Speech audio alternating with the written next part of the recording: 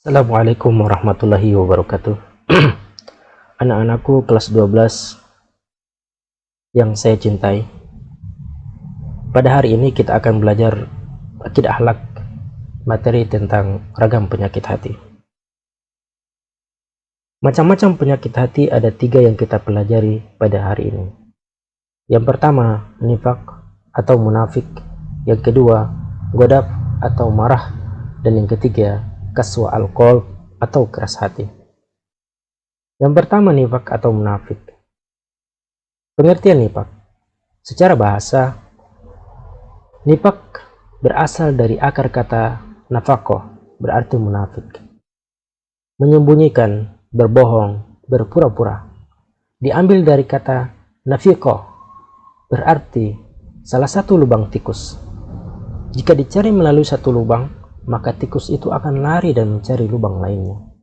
Secara istilah, nifak yaitu sikap menyembunyikan sesuatu di dalam hatinya karena tak ingin diketahui keberadaannya oleh orang lain, sehingga menampakkan sesuatu yang tidak sesuai dengan apa yang ada di dalam hatinya.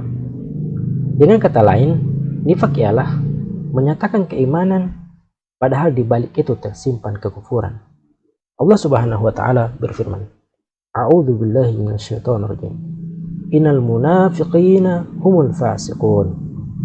Terjemahannya, sesungguhnya orang-orang munafik itu adalah orang-orang yang fasik. Quran surah At-Taubah ayat 67. Macam-macam perilaku munafik atau nifak. Yang pertama, nifak amali atau urfi, yaitu sikap yang dimiliki seseorang dengan memperlihatkan sesuatu yang tidak sesuai dengan yang sebenarnya, sehingga dalam interaksi sosialnya dia sering berperilaku atau menampakkan tanda-tanda kemunafikan. Tanda-tanda kemunafikan yaitu apabila seseorang berbohong dalam perkataannya, ingkar terhadap janjinya, dan khianat dari kepercayaan kepadanya. Rasulullah Shallallahu Alaihi Wasallam bersabda, "An Abi Hurairah anna Rasulullah Shallallahu Alaihi Wasallam qala, ayatul munafiki thalathun, idza haddatha kadzdzaba, wa idza wa'ada akhlafa, wa idza tumina khana." Dari Abu Hurairah radhiyallahu an, ia berkata, Rasulullah Shallallahu Alaihi Wasallam bersabda, ada 3 tanda orang munafik. Apabila berbicara, ia berbohong. Apabila berjanji, ia mengingkari. Dan apabila dipercaya, ia berkhianat. Hadis riwayat Muslim. Mayoritas ulama berpendapat, ciri-ciri kemunafikan ini umum terjadi dalam masyarakat. Tidak dihukum kafir, hanya bentuk kemunafikan. Yang kedua, nifak imani atau syar'i, yaitu suatu sikap yang dimiliki seseorang dengan memperlihatkan keimanan dan menyembunyikan kekafirannya. Orang seperti ini diancam neraka, sebab sangat berbahaya bagi umat dan agama Islam. Contoh nifak imani, yaitu sikap kemunafikan atas datangnya bulan Ramadan. Dari Abu Hurairah radhiyallahu anhu berkata, Rasulullah sallallahu alaihi wasallam bersabda, demi Rasulullah sallallahu alaihi wasallam, bahwasanya tidak datang suatu bulan bagi orang-orang Islam lebih baik bagi mereka dari bulan Ramadan, dan tidak datang suatu bulan bagi orang-orang munafik lebih buruk dari bulan Ramadan, sebab di bulan Ramadan orang-orang yang beriman mempersiapkan segala kekuatan untuk beribadah. Adapun orang-orang munafik tidaklah mereka persiapkan kecuali mempersiapkan untuk melalaikan manusia dan aib-aib mereka, yaitu mereka jadikan kesempatan, sementara orang beriman dipergunakan kesempatan oleh orang yang menyimpang. Hadis riwayat Ahmad. Cara menghindari perilaku munafik atau nifak. Yang pertama, membiasakan berkata jujur, yaitu sikap terpuji seseorang mengatakan sesuatu sesuai dengan kenyataan apa yang diketahui. Allah Subhanahu wa taala berfirman, A'udzu billahi minasyaitonir rajim. Ya ayyuhalladzina amanu taqullaha wa kunu ma'as shadiqin. Terjemahannya, hai orang-orang yang beriman, bertakwalah kalian kepada Allah dan jadilah kalian beserta orang-orang yang jujur atau benar. Quran surah At-Taubah ayat 119. Rasulullah Shallallahu Alaihi Wasallam bersabda, "Qulil haqq walau kana murran." Artinya, katakanlah kebenaran sekalipun itu pahit. Hadis riwayat Baihaqi. Yang kedua, membiasakan diri untuk setia atau amanah, yaitu sikap terpuji di mana seseorang berpegang teguh pada janji, pendirian, dan kepercayaan. Allah Subhanahu wa taala berfirman, "A'udzu billahi minasyaitonir rajim.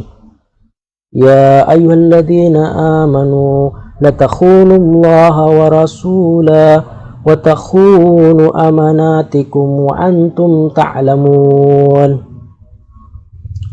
Terjemahannya, hai orang-orang yang beriman, janganlah kamu mengkhianati Allah dan Rasul, dan janganlah kamu mengkhianati amanat-amanat yang dipercayakan kepadamu, sedang kamu mengetahui. Quran Surah Al-Anfal ayat 27. Rasulullah Sallallahu Alaihi Wasallam bersabda, "La imana liman la amanata lahu, wala dina liman la ahada lahu." Artinya, tidak ada iman bagi orang yang tidak amanah, dan tidak ada agama bagi yang tidak memegang janji. Hadis riwayat Ahmad. Penyakit hati yang kedua yaitu godab atau marah. Pengertian godab. Secara bahasa, godab berasal dari kata godiba yagdabu, berarti marah, mengamuk, murka, berang, gusar, jengkel, dan naik pitan. Secara istilah, godab yaitu sikap tercela di mana gejolak darah dalam diri seseorang meningkat karena tidak senang pada perlakuan tidak pantas. Godab merupakan fitrah manusia, karena itu harus dikendalikan dan diredam. Allah Subhanahu wa taala berfirman, "A'udzu billahi minasyaitonir rajim. Alladzina yunfikuna fis sarai wad-dharai wal kadhiminal ghaidha wal 'afina 'anil nas wallahu yuhibbul muhsinin." Terjemahannya, yaitu orang-orang yang menginjakkan hartanya di waktu lapang atau susah, dan orang-orang yang menahan amarah dan bersikap pemaaf kepada manusia, dan Allah mencintai orang-orang yang berbuat baik. Quran Surah Al-Imran ayat 134. Rasulullah SAW bersabda, diriwayatkan dari Abu Hurairah radhiyallahu an, bahwa seorang laki-laki berkata, "Berilah aku pesan." Rasulullah SAW bersabda, "Jangan marah." Laki-laki itu mengulang perkataannya, namun Rasulullah SAW tetap bersabda, "Jangan marah." Hadis riwayat Bukhari. Keburukan yang dapat timbul karena sikap marah. Pertama, keputusan dan tindakan yang diambil tidak bijaksana. Yang kedua, retak dan putusnya hubungan persaudaraan antar manusia. Yang ketiga, membahayakan kesehatan tubuh karena tekanan darah tinggi yang meningkat menyebabkan sakit kepala dan beresiko menyebabkan serangan jantung. Dalam Al-Quran, sikap marah dapat menimbulkan beberapa dampak negatif. Yang pertama, menemui banyak kesulitan sehingga menyesal, disebutkan dalam firman Allah Subhanahu wa taala Quran Surah Al-Anbiya ayat 78. Yang kedua, tidak mendapat keuntungan melainkan mendapatkan kerugian, disebutkan dalam firman Allah Subhanahu wa taala Quran Surah Al-Ahzab ayat 25. Dan yang ketiga, menerima murka dan laknat Allah, disebutkan dalam firman Allah Subhanahu wa taala Quran Surah An-Nisa ayat 9. Menghindari perilaku marah atau godab. Yang pertama, meredam rasa amarah dengan sabar. Dalam agama Islam, orang kuat adalah orang yang mampu melawan dan mengekang hawa nafsunya ketika marah. Allah Subhanahu wa taala berfirman dalam Quran Surah Az-Zumar ayat 10, yang terjemahannya, "Katakanlah hai hamba-hambaku yang beriman, bertakwalah kepada Tuhanmu. Orang-orang yang berbuat baik di dunia ini memperoleh kebaikan, dan bumi Allah itu adalah luas. Sesungguhnya hanya orang-orang yang bersabarlah yang dicukupkan pahala mereka tanpa batas." Rasulullah SAW bersabda, "Laisa syadidu bisur'ah, innama syadidul ladzi yamliku nafsahu 'indal ghadab." Yang artinya, orang yang kuat itu bukanlah yang pandai bergulat, tetapi orang yang kuat ialah orang yang dapat mengendalikan dirinya ketika marah. Hadis riwayat Bukhari dan Muslim. Yang kedua, meredam rasa amarah dengan berzikir kepada Allah. Allah Subhanahu wa taala berfirman, A'udzu billahi minasyaitonir rajim.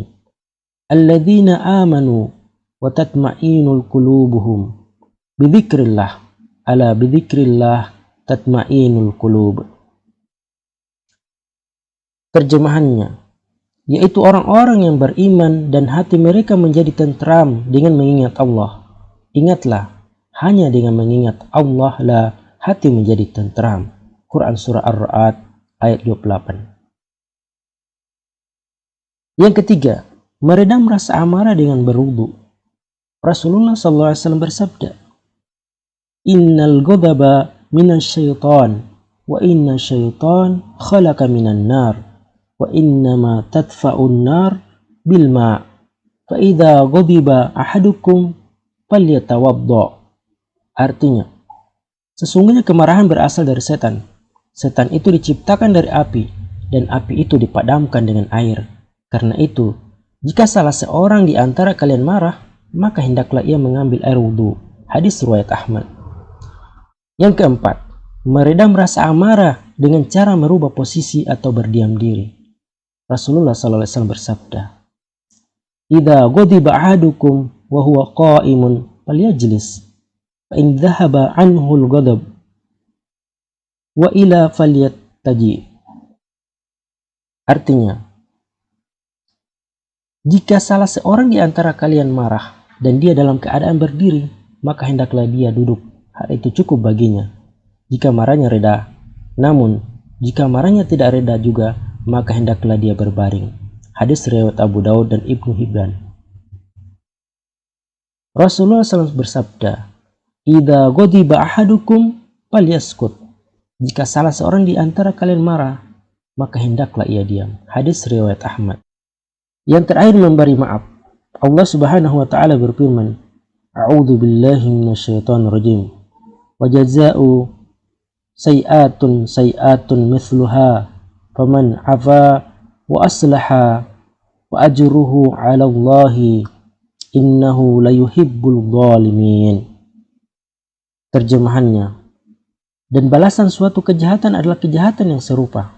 Maka barang siapa memaafkan dan berbuat baik, maka pahalanya atas tanggungan Allah. Sesungguhnya dia tidak menyukai orang-orang yang zalim. Quran Surah Asy-Syura ayat 40. Penyakit hati yang ketiga yakni qaswa al-qalb atau keras hati. Pengertian keras hati atau qaswa al-qalb. Amin Syukur dalam terapi hati mengatakan bahwa Imam Al-Ghazali menjelaskan tentang 3 macam hati, yaitu pertama, hati yang sehat. Tandanya iman yang kuat dan pengamalan yang konsisten. Yang kedua, hati yang sakit. Tandanya adanya keimanan, ibadah, namun ternodai dengan keburukan dan kemaksiatan. Dan yang ketiga, hati yang mati. Tandanya mengeras dan membatunya hati karena banyak kemaksiatan yang diperbuat. Kita memahami keras hati adalah sikap tercela di mana seseorang menutup pikiran dan hatinya akibat dari perilaku keburukan dan kemaksiatan yang telah diperbuat, semisal munafik dan marah. Allah Subhanahu wa taala berfirman, A'udzu billahi minasyaitonir rajim. Wa ma yukadzibu bihi illa kullu mu'tadin 'adzim. Idza tutla 'alaihi ayatuna qala asatirul awwalin. Kalla bal rana 'ala qulubihim ma kanu yaksibun. Terjemahannya, dan tidak ada yang mendustakannya hari pembalasan kecuali setiap orang yang melampaui batas dan berdosa, yang apabila dibacakan kepadanya ayat-ayat kami, dia berkata, itu adalah dongeng orang-orang terdahulu. Sekali-kali tidak. Bahkan apa yang mereka kerjakan itu telah menutupi hati mereka. Quran Surah Al-Mutaffifin ayat 12-14. Cara menghindari mengerasnya hati atau qaswa al-qalb. Pertama, membaca Al-Quran disertai perenungan. Yang kedua, mengatur pola makan agar perut tidak kenyang. Yang ketiga, bangun malam. Yang keempat, merendahkan diri di hadapan Allah pada akhir malam. Yang kelima, bergaul dengan orang-orang soleh. Dan yang keenam, berempati kepada orang lain. Barang siapa yang mengusap anak yatim, laki-laki atau perempuan hanya karena Allah, baginya setiap rambut yang diusap dengan tangannya itu mengalir banyak kebaikan. Dan barang siapa berbuat baik kepada anak yatim, perempuan, laki-laki yang dia asuh, aku bersama dia di surga. Seperti ini Nabi menjejajarkan dua jarinya. Hadis riwayat Al-Hakim. Rasulullah Shallallahu Alaihi Wasallam bersabda, jika kamu ingin melunakkan hatimu, maka berilah makan orang miskin dan usaplah kepala anak yatim. Hadis riwayat Al-Hakim. Demikianlah materi pada hari ini, semoga bisa dipahami. Terima kasih. Assalamualaikum warahmatullahi wabarakatuh.